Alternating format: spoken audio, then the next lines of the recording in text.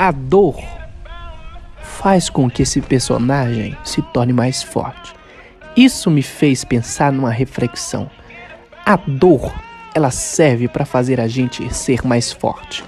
Ora, se a gente não sentir as dores que a gente sente, digamos que se a gente não sentir um corte no pé, a gente continuaria andando, sabe o que ia acontecer? A gente ia morrer. Mas a dor faz a gente parar, fazer um curativo, fazer a gente se curar para prosseguir a caminhada. Então, valorize a dor, porque a dor vai te transformar numa pessoa mais forte.